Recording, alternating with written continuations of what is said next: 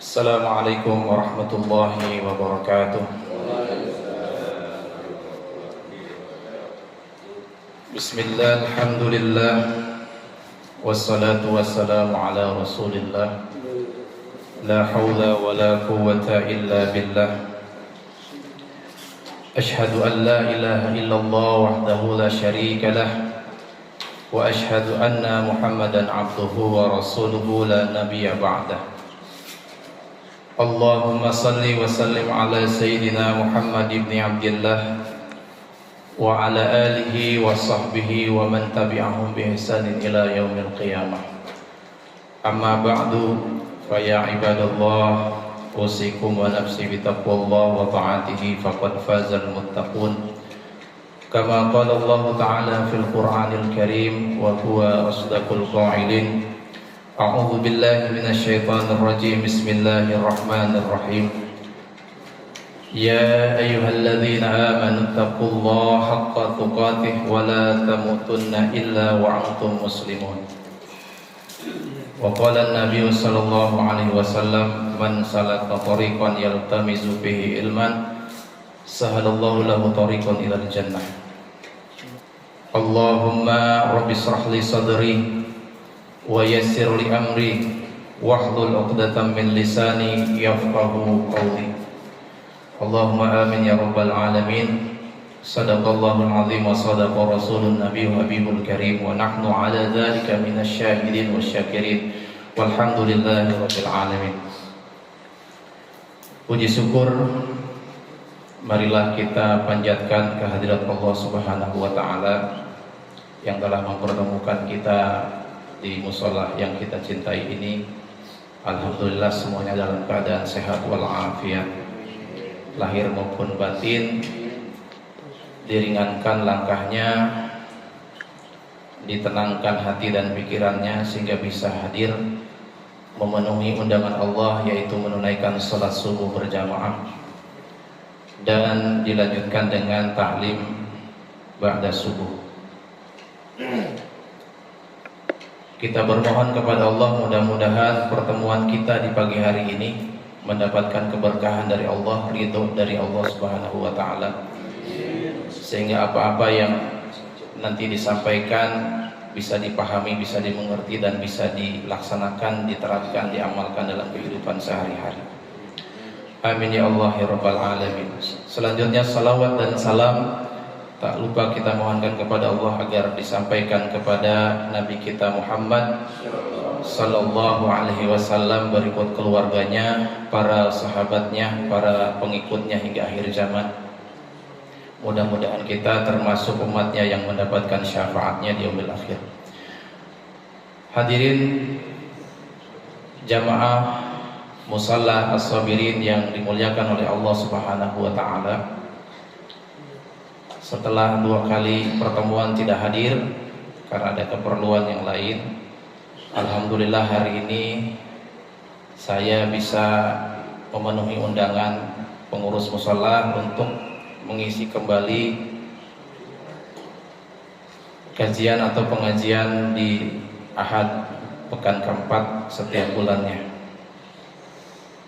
Hadirin yang dirahmati Allah Subhanahu wa taala, pada pertemuan kita di pagi hari ini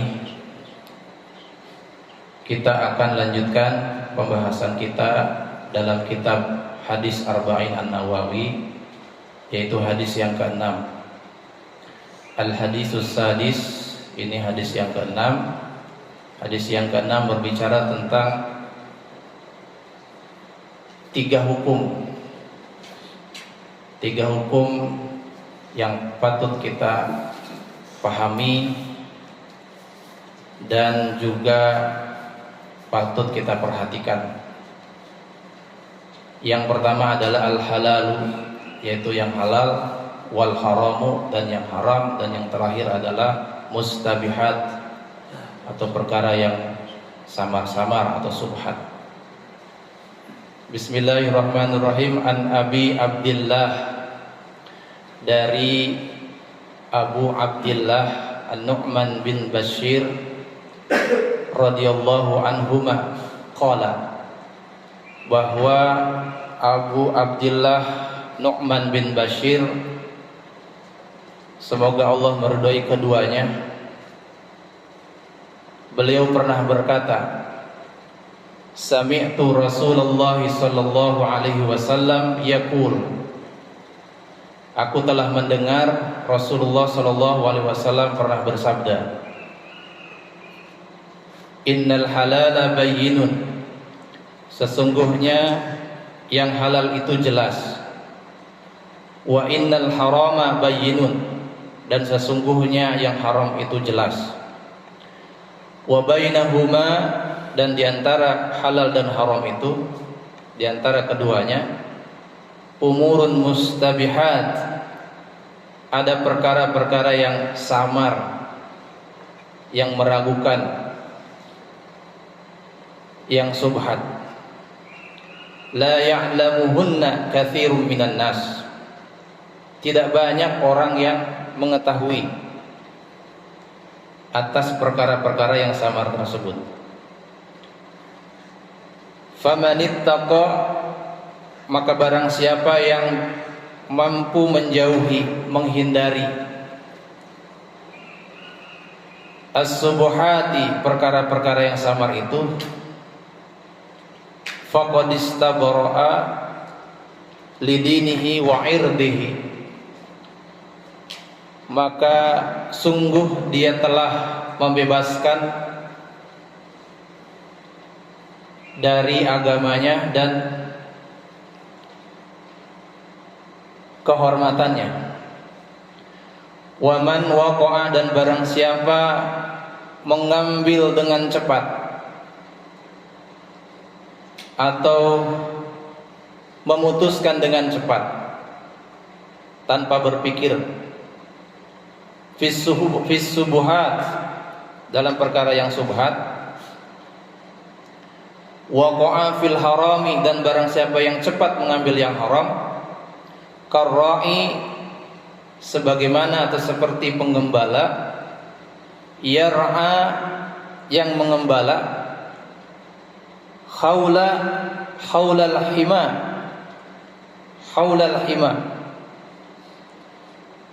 di area atau di sekitar batas yang terlarang, yang dilarang. Yusiku ayyaqa fihi, maka lambat laun akan memasukinya juga. Ala, ketahuilah, wa inna, bahwa likulli, setiap malikin, raja atau penguasa, himaan, itu memiliki larangan.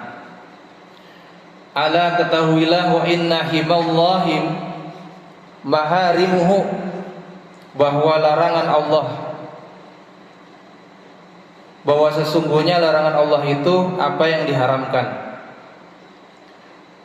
Ala, ketahuilah, wa inna, dan sesungguhnya fil jasadi, bahwa di dalam diri ini, mudghatan, terdapat segumpal daging, idza, apabila salahat, dia baik, salahal jasadul kulluhu, maka baiklah seluruh tubuhnya, tubuh ini. Wa idza, dan apabila fasadat, buruk, fasadal jasadu kulluhu, maka buruk pula lah jasadnya seluruhnya. Ala wahiya qalbu, ketahuilah bahwa itu adalah hati. Rawahul Bukhari wa Muslim. Hadirin yang dirahmati Allah Subhanahu wa taala,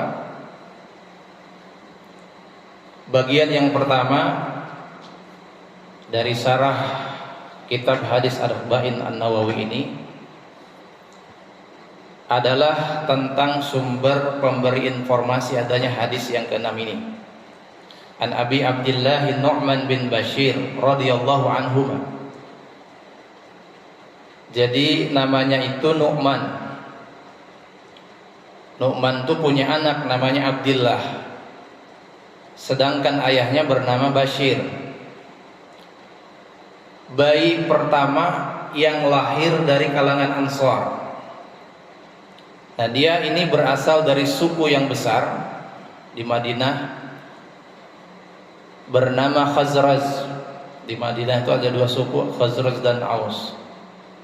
Sehingga beliau dikenal dengan nama Abu Abdillah Nu'man bin Bashir Al-Ansari Al-Khazraji. Abu Abdillah Nu'man bin Bashir Al-Ansari Al-Khazraji. Beliaulah yang mendengarkan langsung dari Rasulullah terkait dengan hadis yang ke-6 ini. Beliau dilahirkan pada Jumadil Awal tahun kedua Hijriah, 14 bulan setelah Nabi SAW hijrah ke Madinah. Dan beliau wafat pada tahun 64 Hijrah. Nu'man bin Bashir dan sang ayah, ya, atau Nu'man dan sang ayahnya Bashir, ini dua-duanya sahabat Rasulullah. Yang satu bapaknya, yang satu anaknya. Bapaknya namanya Bashir, anaknya namanya Nu'man. Nah, yang mendengarkan hadis ini adalah anaknya, Nu'man. Anaknya ini salah satu sahabat yang masih kecil, yang membersamai Nabi, namun sudah meriwayatkan 114 hadis. Sehingga beliau dijuluki sebagai Sigharus Sahabah, sahabat Nabi yang masih kanak-kanak. Karena beliau ketika Nabi wafat masih berusia 8 tahun 7 bulan, kurang lebih 9 tahun. Beliau pernah ditunjuk menjadi gubernur kota Kufah dan pernah juga memimpin kota Homs. Nah, beliau itu dijuluki sebagai Al-Amir Al-Alim, seorang gubernur yang ahli ilmu. Itulah sedikit riwayat profil sahabat Nabi yang mendengarkan langsung hadis tentang 3 perkara dalam agama ini yang harus kita perhatikan, yaitu perkara yang halal, perkara yang haram, dan perkara yang subhat. Itu yang bagian yang pertama. Bagian yang kedua adalah dikatakan bahwa innal halala bayyinun wa innal harama bayyinun. Sesungguhnya yang halal itu jelas dan sesungguhnya yang haram itu jelas. Kalimatnya kita garis bawahi pada kalimat bayyinun.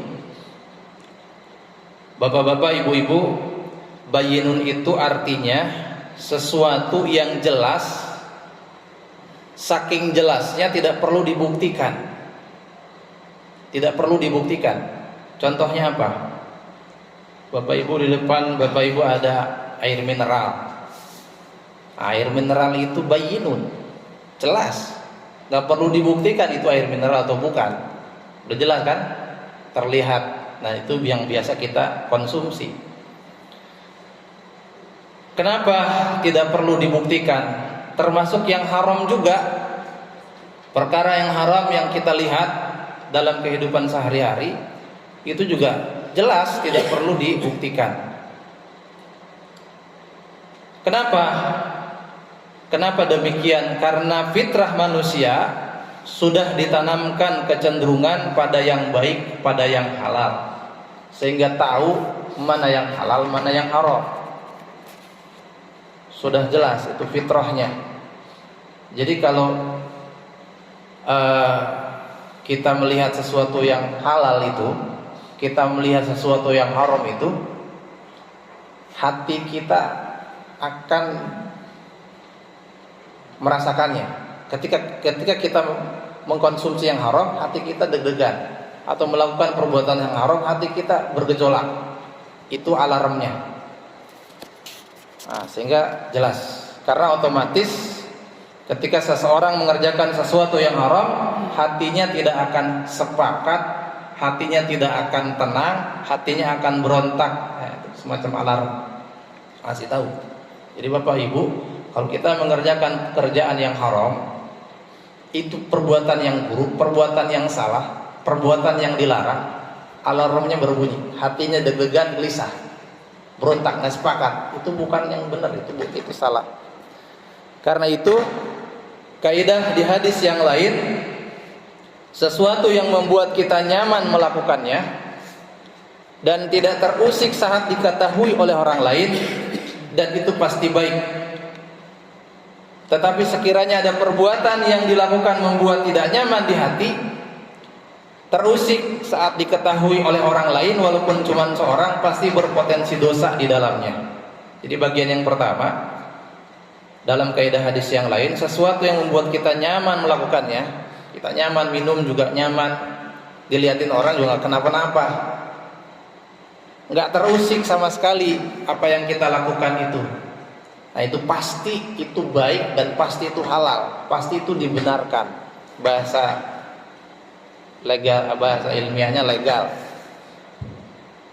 Tapi sebaliknya, kalau ada perbuatan yang dilakukan merasa bahwa kita tidak nyaman, hati kita terusik oleh sampai kita harus ngumpet-ngumpet, kita punya HP karena kita mau membuka sesuatu yang dilarang oleh agama, dilarang oleh Allah, kita ngumpet-ngumpet, oh berarti salah itu. Atau kita melakukan perbuatan yang tercela, yang tidak diridhoi, sampai ngumpet-ngumpet, sampai orang lain gak boleh tahu, itu berarti perkara itu sudah dipastikan gak benar dan haram hukumnya. Jadi yang halal dan haram itu jelas tidak perlu pembuktian lagi, karena sudah tertanam dalam fitrah manusia. Nah, yang jadi masalah Bapak Ibu, kita ini sudah tahu halal, sudah tahu halalnya. Pertanyaannya, kenapa nggak diambil yang halal itu? Sudah tahu, sudah jelas haramnya, kenapa masih diambil? Kenapa masih dikerjakan juga? Nah ini permasalahannya. Kita itu udah tahu kalau itu halal, kenapa nggak diambil gitu? Orang nggak ada masalah kok, diambil, dimakan, dikonsumsi, dipakai. Dan ketika kita tahu itu haram, kenapa masih diambil juga? Kenapa masih dikerjakan juga perbuatan itu? Itu yang jadi masalah yang terjadi dalam kehidupan kita. Contohnya dusta itu baik atau buruk, Pak? Buruk. Halal atau haram? Haram. Nah pertanyaannya, sudah tahu buruk dan halal, buruk dan sudah tahu haram, kenapa masih berdusta juga? Gosip halal atau haram? Haram. Berselisih halal atau haram? Haram. Kenapa masih dikerjakan juga? Itu masalahnya. Sedekah baik gak? Baik. Halal gak? Halal. Kenapa masih mikir-mikir saat mengeluarkannya? Tuh, kita mau ngeluarin uang nih, itu perbuatan baik, kenapa masih mikir-mikir gitu? Padahal Bapak Ibu, setiap harta yang kita belanjakan di jalan Allah itu sesungguhnya harta kita sesungguhnya. Harta yang kita gunakan untuk kepentingan pribadi kita itu bukan harta kita sebetulnya, karena habis begitu saja. Tapi kalau harta yang dibelanjakan di jalan Allah itu akan balik lagi ke kita manfaatnya, baik di dunia maupun di akhirat. Salat tahajud baik atau buruk? Baik. Kenapa masih enggan bangun di sepertiga malam untuk menunaikannya gitu? Padahal begitu dahsyat keutamaannya. Salat subuh. Salat subuh. Ya kan di dalam surah Al-Isra ayat 78 79 tuh ada 2 salat disebutkan secara khusus di situ. Yang keutamaannya luar biasa. Satu salat subuh, yang kedua salat tahajud. Yang satu salat wajib, yang satu salat sunnah. Ini yang istimewa. Itu baik, itu banyak keutamaannya, tapi godaannya luar biasa juga. Tantangannya luar biasa juga. Sampai kita ntar besok juga bisa. Ntar besok itu diintar. Nah, Bapak Ibu sekalian, banyak hal-hal yang kita lihat, yang kita hadapi di depan mata kita, di hadapan kita, jelas halalnya, jelas haramnya, Kadang-kadang kita mengabaikan semua itu. Itu yang jadi masalah.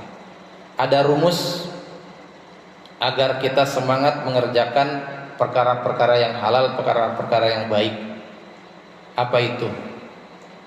Bapak Ibu, kalau kita pengen semangat berbuat kebaikan, pengen semangat melakukan pekerjaan yang halal, pertama adalah cari tahu keutamaannya, pelajari keutamaannya, kumpulkan keutamaannya,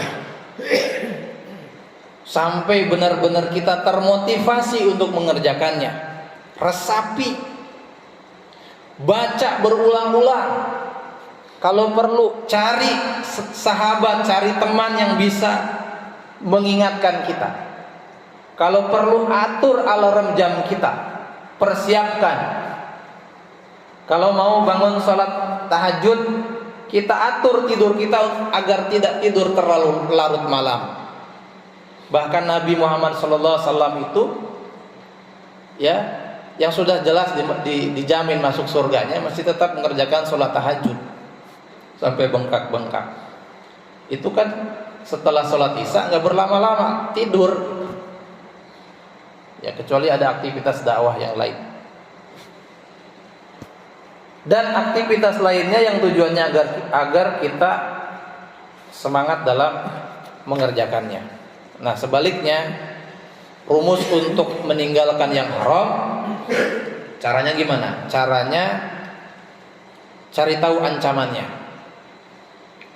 Cari tahu ancamannya sampai benar-benar kita merasa takut untuk mengerjakannya. Pelajari ancaman-ancamannya. Kalau saya berbuat ini, kalau saya berbuat itu, dan itu semua perbuatan yang haram, perbuatan yang berdosa, perbuatan maksiat, perbuatan yang dilarang oleh agama, dan ancamannya begitu besar sampai yang paling besar yaitu neraka, gitu ya. Nah, cari tahu supaya kita mampu mengendalikan diri, menahan diri untuk tidak mengerjakannya. Itu bagian yang kedua. Bagian yang ketiga dari hadis ini, wa bainahuma umurun mustabihat. Dan di antara yang halal dan haram itu ada perkara-perkara yang samar-samar, perkara yang meragukan, perkara yang tidak jelas, perkara yang membingungkan antara halal dan haramnya. Bahkan kata Nabi, la ya'lamuhuna katsirun minan nas. Tidak sedikit di antara manusia yang tidak ngerti, tidak tahu apakah itu halal ataukah haram. Mustabihat asal katanya sabaha, yang artinya mirip. Ini mirip nih, ini halal apa haram? Mirip. Sesuatu yang terletak di antara dua kemiripan bagi orang yang memperhatikannya, di antara dua hukum yang melahirkan kebingungan apakah halal ataukah haram. Contoh, jika kita menemukan uang 10.000 di jalan, itu halal apa haram, Pak, Bu? Nah, kan kadang suka bingung, itu halal apa haram? Mustabihat itu berlaku bagi orang awam. Jadi perkara subhat itu yang mengatakan bahwa ini nggak jelas nih halal atau haram. Sesungguhnya yang bersikap seperti itu menunjukkan bahwa dia belum punya ilmu, belum tahu hukumnya. Apa hikmah dari perkara yang samar-samar ini? Ada dua hal yang diajarkan oleh Nabi melalui hadis ini. Yang pertama, bagaimana cara menyikapinya ketika kita dihadapkan dengan perkara yang subhat itu. Yang kedua, bagaimana dorongan atau apa dorongan agar kita belajar untuk meningkatkan pengetahuan kita agar naik level. Yang tadinya kita merasa itu enggak jelas halal atau haram, kita pelajari dengan cara hadir di majelis ilmu, belajar, di mana sekarang fasilitas belajar tuh banyak sekali, bisa melalui handphone juga. Tetapi melalui handphone juga belajarnya harus yang tuntas. Kalau bisa nonton di YouTube itu jangan yang potongan-potongan, tuntas dari awal sampai akhir nontonnya, supaya benar gitu. Karena bisa saja orang ngambil foto, ngambil video, cuplikan sedikit, padahal hubungannya nggak ada dengan yang sebelumnya, tidak ada, dan seterusnya. Gitu. Kadang suka seperti itu, nyomot-nyomot gitu dari video para ustadz di YouTube tuh ya. Jadi maksudnya kita jangan hanya sekedar tahu itu subhat. Oh, itu subhat. Nggak cukup sampai di situ, Bapak Ibu. Tapi tingkatkan pengetahuan kita dari yang tadinya nggak tahu menjadi kita tahu. Dari yang samar menjadi jelas. Bagaimana cara menyikapi perkara yang subhat itu? Yang pertama, ketika kita dihadapkan dengan perkara yang subhat, bagaimana cara menyikapinya? Yang pertama, pelajari dulu. Pastikan apakah itu halal ataukah haram. Cara yang paling gampangnya bertanya kepada yang tahu. Fas'alu ahla dzikri in kuntum la ta'lamun. Bertanyalah kepada yang tahu kalau kamu nggak tahu. Jangan biarkan sesuatu mengendap dalam keadaan subhat. Jangan dibiarkan. Kita nemu uang di masjid, di musola, kita cari tahu nih, ini punya siapa, cari tahu. Jangan dibiarkan, biarkan. Kita usahakan, kita cari tahu. Yang kedua, jika cara yang pertama sulit dicapai, sampai kita nyari-nyari kemana-mana, nggak ada yang tahu. Nanya sama guru, nanya sama ustadz, nggak ada yang tahu hukumnya, apapun masalahnya ya. Famanittaqo, kata Nabi, famanittaqo. Caranya gimana? Caranya jauhi. Supaya apa? Supaya kita selamat dari agama dan kehormatan kita. Kata ittaqu itu sama dengan kata takwa. Takwa itu artinya kan apa? Berbuat sesuatu karena Allah. Intinya begitu ya. Lengkapnya menjalankan perintah Allah dan menjauhi larangannya. Tapi sebenarnya mana takwa yang paling cepat adalah melakukan sesuatu karena Allah. Ittaqu artinya menjauhi, menghindari. Maka cara tercepat menyikapi perkara subhat adalah jauhi saja, tinggalkan. Jauhi yang subhat itu. Tapi bukan karena terpaksa. Bukan, jangan juga kita merasa khawatir. Atas dasar apa kita menjauhi? Atas dasar ketaatan kita kepada Allah Subhanahu wa taala. Wah, ini kalau saya makan takutnya haram. Belum tentu jelas ini punya siapa. Nemu mangga di pinggir jalan. Ini ada cerita kan, perkara tentang ini. Nanti di akhir saya akan bercerita tentang perkara yang halal dan haram dan subhat. Nah,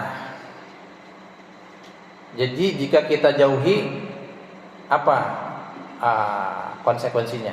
Kalau kita menjauhi, maka Allah akan mengembalikan keadaan yang haram itu lebih baik dari keadaan sebelumnya. Kadang kita ini kalau sudah bergejolak hati kita, ya, karena dipengaruhi oleh sesuatu yang haram, sehingga muncul nafsu, sehingga nggak berpikir panjang, langsung diambil, nggak bertanya, nggak mikir dulu, langsung diambil. Jadi yang jadi masalah, jika kita paksakan mengambil yang subhat itu, akan masuk ke dalam tubuh kita. Ya, kalau kita nggak mikir, ketika mendapati sesuatu yang samar, kita nggak mikir, langsung kita ambil. Misalnya makanan atau minuman, itu kan akan masuk ke dalam tubuh kita. Kalau sudah masuk ke dalam tubuh kita, itu akan menyumbat unsur-unsur kebaikan di dalam tubuh kita. Dia menghalangi panca indera, ya, sehingga yang dilihat sesuatu yang pengennya yang haram, pengennya yang maksiat dengan mata ini. Menyumbat telinga kita, pengennya dengar gosip, pengennya dengar sesuatu yang dilarang gitu. Mulut kita pengennya berkata-kata kotor, berkata-kata dusta, bohong, melukai hati orang gitu. Dalam tubuh kita tersumbat, timbul rasa malas mengerjakan kebaikan-kebaikan, gelisah. Nah, ini semua akan berdampak kepada doa kita yang tidak terkabul. Jadi Bapak Ibu, walaupun Bapak Ibu sudah nangis-nangis ya, berdoa kepada Allah, lalu kemudian merasa bahwa kok doa saya nggak dikabul-kabul, kenapa? Masalahnya itu Bapak Ibu, ada sesuatu yang nempel di tubuh kita, sesuatu yang haram atau yang subhat yang nggak jelas, yang mempengaruhi perilaku baik kita, menutupi hati kita. Kalau hati sudah ketutup, keras, nasihat nggak nyampe, ya kan? Pengennya berbuat kejelekan-kejelekan. Waman waqa'a fi subuhati waqa'a fil harami. Siapa yang cepat terjerumus ke dalam perkara subhat, maka akan cepat juga terjerumus ke dalam perkara yang diharamkan. Jadi kalau kita buru-buru mengambil, itu bisa jadi haram, ya, jadinya gitu. Karena memang sesuatu yang nggak jelas itu, ya namanya belum jelas hukumnya gitu ya. Kecuali kita sudah tahu hukumnya, kalau itu halal ya nggak apa-apa diambil gitu. Itu bagian yang ketiga. Bagian yang terakhir, ala wa inna fil jasadi mudghah idza salaha salahal jasadu kulluh wa idza fasadat fasadal jasadu kulluh ala wa hiya qalbu. Ketahuilah bahwa dalam diri ini terdapat segumpal daging. Jika dia baik, maka baiklah seluruh tubuh ini, dan jika dia buruk, maka buruklah seluruh tubuh ini. Dan itu namanya qalbu, hati. Ya Rasulullah, kenapa kami tidak boleh cepat mengambil yang subhat? Kata Rasul, kata Nabi, kalau tidak banyak pertimbangan, tidak banyak berpikir, tidak bertanya kepada orang yang berilmu dulu, khawatir terjebak kepada yang haram. Dikhawatirkan yang haram itu masuk ke dalam mulut, masuk ke dalam perut, lalu tembus ke dalam hatinya. Karena jasad kita ada sumber yang menginspirasi seluruh perilaku kita. Jadi seluruh perilaku perbuatan kita, baik atau buruk, sumbernya adalah dalam hati. Makanya hati itu pasti akan mengingatkan kita, alarm gitu. Kalau kita tenang, oh berarti ini benar nih. Kalau kita gelisah, itu berarti salah. Kata Nabi, kalau yang masuk yang baik, yang halal, maka kolbu akan meneruskan ke dalam otak, maka diteruskan ke dalam pandangan mata. Mata akan melihat yang baik-baik saja, diteruskan ke dalam mulut, akan bicara yang baik-baik juga. Jadi pengaruh dari makanan, minuman yang kita konsumsi itu sangat besar sekali, atau sesuatu yang kita gunakan. Kalau yang masuk yang haram, apalagi sampai menutup kolbu ini, maka itu yang ditembuskan ke dalam nafsu. Nafsu memerintahkan mata untuk melotot tanpa alasan yang wajar. Nafsu memerintahkan lisan untuk berkata yang kotor. Nafsu yang memerintahkan tangan untuk saling memukul, kaki untuk menendang dan sebagainya. Padahal itu tidak dibenarkan. Maka mari kita bermohon kepada Allah agar kita mendapatkan perlindungan dan dijaga dari perkara yang subhat dan haram itu. Nah, kisah terakhir saya akhiri dengan sebuah kisah. Ada dua sih kisahnya ya, 3 malah. Yang pertama kisah tukang pepaya. Pernah dengar Bu Pak kisah tentang tukang pepaya? Jadi dia seorang kakek-kakek punya cucu juga. Dia ini punya ladang pepaya. Suatu ketika panen. Karena si kakek ini menghitung pohon pepayanya buahnya ada berapa, ditemukan ada 1 buah pepaya yang hilang. Kalau dimakan sodot ya, atau dimakan binatang, itu akan ketahuan kan bekasnya di bawah kayak atau di buah itu. Kalau ini enggak ada. Lalu si kakek itu nangis. Cucunya bertanya, "Kek, kenapa nangis?" "Karena udah capek ya memelihara, merawat, menanam pepaya itu sampai berbuah kemudian dipanen hilang. Karena itu." Bukan karena itu. Kenapa? Kakek nangis ini karena sedih. Kenapa orang mau pepaya aja sampai harus ngumpet-ngumpet? Padahal kalau minta akan kakek kasih. Itu yang disedihkan gitu. Akhirnya malam besoknya dikasih tangga, pohon pepayanya dikasih tangga. Lalu apa yang terjadi? Si orang yang mengambil pepaya itu kemudian datang lagi ke kebun itu, ngelihat ada tetangga, langsung berpikir positif. Waduh, pemilik kebun ini luar biasa hatinya, sampai membantu memberikan tangga agar ngambil gitu. Akhirnya dia nggak jadi itu naik tangganya, lalu mendatangi si kakek-kakek itu. "Kek, mohon maaf, maafkan saya. Sayalah orang yang sudah mengambil buah pepaya punya kakek. Saya minta ikhlas ridhonya supaya apa yang saya ambil tidak jadi haram hukumnya. Sebagai gantinya sini saya kembalikan buah pepayanya dan saya berikan satu lagi sebagai tanda terima kasih." Jadi dikasih dua tuh. Dikasih dua. Dibalikin lagi. Apa yang dilakukan oleh kakeknya? Yang dilakukan oleh kakeknya, "Terima kasih kamu sudah datang ke sini." Kakek bersyukur sudah tidak resah dan gelisah lagi karena kamu mau jujur datang ke sini. Insya Allah dimaafkan. Udah, pepayanya ambil saja. Kakek tambahin satu lagi, jadi 3 Bapak Ibu. Apa hikmahnya? Kalau kita yakin bahwa sesuatu yang dilarang itu kalau kita khawatirkan,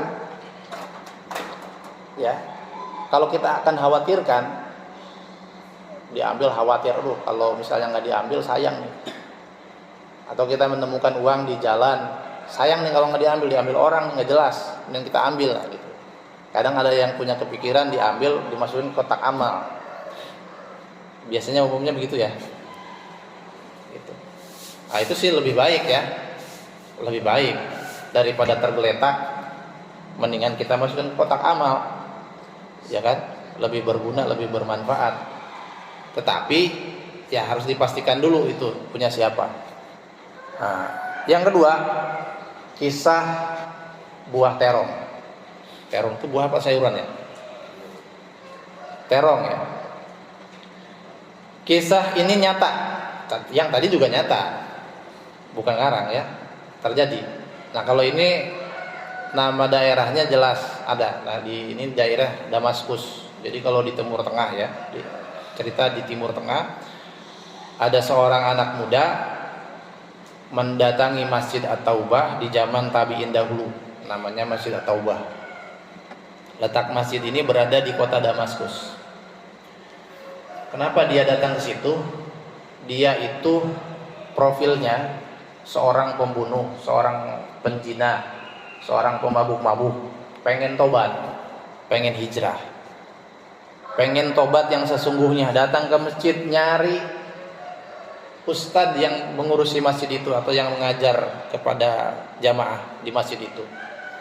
Pengen berguru, pengen bersama dengan guru itu. Datanglah ke masjid itu, kemudian didapati seorang syekh. Kata syekhnya, "Kalau kamu mau belajar ilmu dengan saya, kamu harus bersabar." Sanggup? Siap, insya Allah sanggup. Apa motifnya kamu mau belajar ilmu dengan saya? Saya pengen belajar untuk memperbaiki diri, pengen bertobat, pengen berhijrah kepada yang baik. Ya udah, dijalani 3 bulan, masuk ke fase di mana puasa. Hari pertama, jadi si Syekh ini hidup sehari-harinya cuma makan korma dan air putih. Sahurnya korma air putih, bukanya korma air putih. Hari pertama si pemuda gak masalah, gak ngeluh. Hari kedua ngeluh. Hari ketiga setan masuk mempengaruhi. Setan masuk mempengaruhi. Kamu gak kasihan sama guru kamu? Dipengaruhi itu sama setan, sama iblis. Kamu gak kasihan sama guru kamu? Guru kamu dibiarkan makan korma sama air putih doang. Cari, jangan diam aja. Kamu cari, keluar sana, nyari makanan yang enak buat guru kamu. Wah, terpengaruh tuh oleh bisikan setan si pemuda yang hijrah ini. Lalu kemudian dia tidak berpikir panjang, langsung dia nyari. Kalau di Timur Tengah itu rumahnya kan atapnya nggak ketutup ya, kelihatan gitu, kayak kotak-kotak begitu kan, zaman dulu itu. Dia mendatangi rumah yang pertama, naik tuh, nengokin dari atas. Ada 3 orang perempuan yang tidak menutup aurat, dan di situ nggak ada sesuatu yang bisa diambil atau makanan atau minuman yang bisa diambil. Karena niatnya dia pengen mau mengambil makanan, ya. Jadi nggak jadi itu ke rumah itu, turun lagi. Lalu datang ke rumah yang kedua. Datang ke rumah yang kedua nggak ada orang, tapi tercium di rumah itu makanan yang enak. Nggak berpikir panjang, dia loncat masuk ke rumah itu. Dibuka lemari, ada panci yang berisi 3 terong. Ada yang mengatakan 2.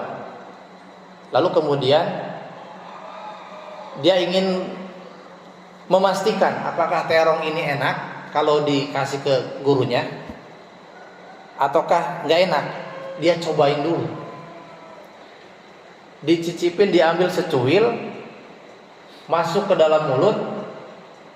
Lalu pengaruh ketakwaannya, rasa takut di dalam dirinya karena dia pengen bertobat kepada Allah, dilepehin lagi makanannya, jatuh ke dalam ke lantai. Lalu dia buru-buru keluar dari rumah itu, balik ke gurunya di masjid itu. Lalu apa yang terjadi, Bapak Ibu? Ketika sampai di sana, tiba-tiba dari kejauhan terlihat gurunya itu sedang ngobrol sama seorang perempuan yang didampingi oleh kakek-kakek, oleh bapaknya. Lalu kemudian dipanggil si pemuda yang mau hijrah itu. Sini nak, sini. Nih, duduk. Lalu kemudian disampaikan, nak, ini ada seorang perempuan cantik, baik akhlaknya. Dia datang kepadaku, minta dicarikan jodoh agar bisa mendampingi dia. Tapi dia sudah pernah berumah tangga, cuma ditinggal mati oleh suaminya dan belum punya anak. Mau nggak kamu menikah dengan perempuan ini? Lalu kemudian si pemuda ini ngomong, Syekh, bagaimana saya bisa menghidupi perempuan ini ketika sudah berumah tangga, berkeluarga? Sementara saya saja numpang sama Syekh, makan minumnya sama Syekh, kerjaan nggak punya. Gimana saya bisa menghidupi perempuan ini? Lalu kata Syekhnya, tenang nak, perempuan ini orang kaya, sudah nggak butuh lagi harta, sudah nggak butuh lagi sesuatu. Dia udah punya harta banyak, peninggalan dari suaminya. Oh begitu. Akhirnya singkat cerita diterima. Kemudian mereka dinikahkan sesaat waktu itu juga. Selesai, pulang dibawa diajak tuh si pemuda itu sama perempuan yang sudah jadi istrinya itu ngelewatin rumah yang tadi dia datengin sama si pemuda. Rumah pertama deg-degan tuh, udah deg-degan. Jangan-jangan yang ini nih. Oh lewat, alhamdulillah, bukan ini ternyata rumahnya. Rumah yang kedua, deg-deg, oh langsung berdetak. Tuh, kalau dia mengerjakan sesuatu pekerjaan yang salah, hatinya langsung memberikan alarm. Gelisah dia. Lalu dia ambil tangan istrinya, buru-buru cepat supaya tidak ke rumah itu.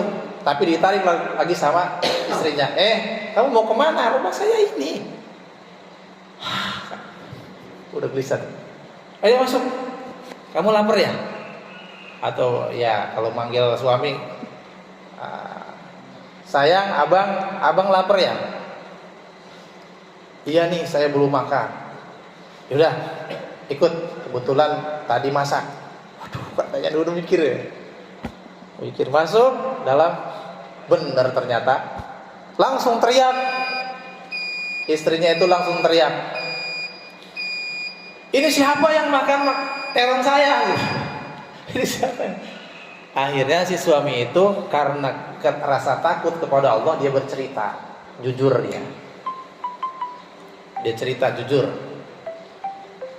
Wahai istriku, demi Allah saya tadi kesini. Itu terong saya mau makannya, tapi nggak jadi. Tadinya mau saya ambil, mau saya hadiahkan untuk dimakan guru saya tadi oleh saya. Tapi karena saya takut kepada Allah, saya lepehin lagi, nggak jadi saya bawa. Kemudian istrinya senang. Ternyata buah dari menghindari pekerjaan perbuatan-perbuatan yang haram, apa balasannya? Pertama dia ngambil secuil terong, balasannya apa dari Allah? Dikasih terong 3 plus sama pemiliknya, plus sama tempat di mana terong itu berada. Itu keutamaan bagi orang yang tidak khawatir apa yang terjadi setelah menghindari perkara-perkara yang subhat atau yang apalagi yang haram.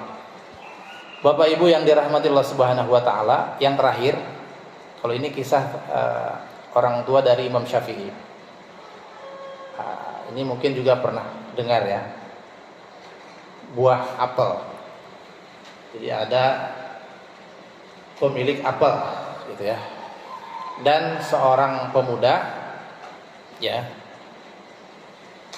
Kemudian pemuda itu ya seperti biasa dia melakukan safar, perjalanan. Ketika berjalan ketemu buah apel.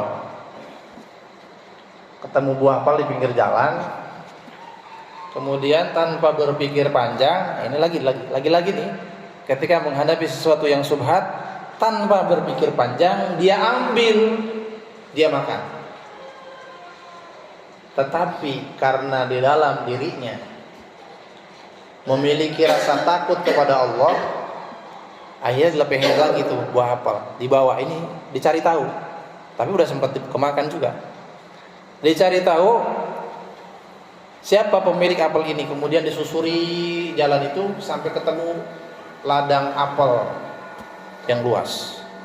Ketemulah seorang bapak-bapak. Singkat cerita ketemu. Lalu kemudian si pemuda itu mohon-mohon sama si pemilik apel itu, kebun apel itu, Pak, mohon maaf, ampuni saya, maafkan saya sudah memakan apel Bapak. Kamu ngambilnya? Kamu ngambil? Enggak, saya nemu di jalan, saya lapar, saya nggak mikir panjang. Tapi saya ngerasa ragu, saya lepehin lagi, nih jadi ini bekasnya. Saya datang kemari minta ikhlas, minta ridhonya, agar apel yang sempat saya makan, yang sempat saya cicipi menjadi halal. Kata kakeknya, nggak bisa, ada syaratnya. Apa syaratnya? Syaratnya yang pertama, kamu harus mengurusi ladang apel ini selama 3 bulan tapi nggak digaji. Sanggup? Sanggup, dikerjakan. Selesai singkat cerita 3 bulan, datang lagi ke bapak-bapak ibu.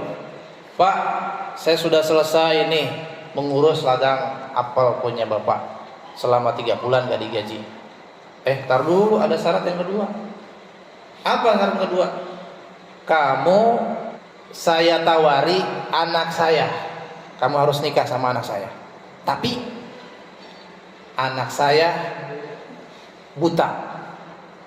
Anak saya nggak punya telinga, nggak punya mulut, nggak punya tangan, nggak punya kaki, nggak punya rambut. Saya nikah sama siapa ini? Ya kan?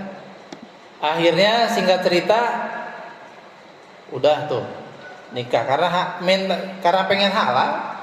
Saking pengen halalnya, mengharapkan agar apa yang sudah dimakannya jadi halal, dia terima tawaran itu. Dan apa yang terjadi? Kata bapak itu, udah kamu sudah resmi jadi mantu saya, kita sudah ijab kabul, datangi istri kamu di kamarnya. Diketok-ketok, assalamualaikum. Dia jawab, waalaikumsalam. Katanya nggak punya mulut, kok bisa ngomong?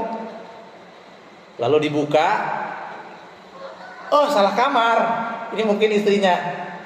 Lari, Pak, salah, itu bukan kamar istri saya, bukan kamar anak bapak. Itu anak kamar bapak. Istri saya udah meninggal.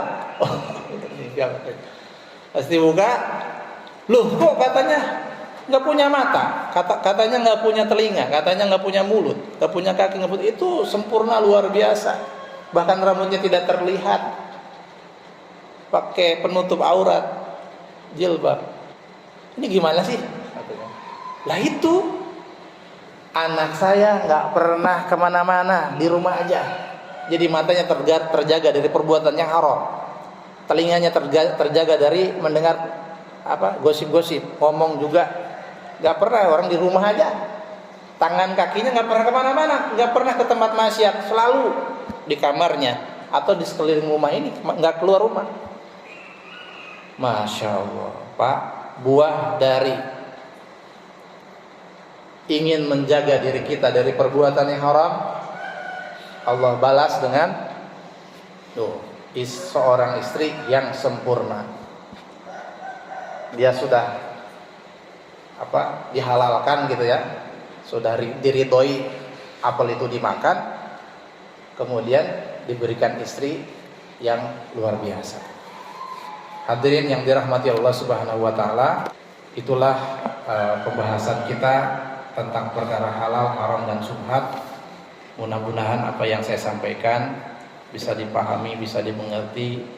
Apa yang baik mudah-mudahan bisa diamalkan, apa yang buruk bisa kita hindari. Yang baik pasti dari Allah, yang buruk pasti itu dari kekurangan atau kesalahan saya. Assalamualaikum warahmatullahi wabarakatuh.